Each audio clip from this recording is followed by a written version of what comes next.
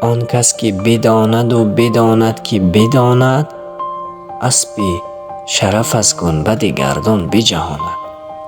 آن کس که بداند و نداند که بداند، با کوزه آب است ولی تشنه بماند. آن کس که نداند و بداند که نداند، لنگان خرک خویش به مقصد برساند. آن کس که نداند و بخواهد که بداند، جان و تن خود را ز جهالت برهاند. آن کس که نداند و نداند که نداند، در جهل مرکب ابدالدهر بماند.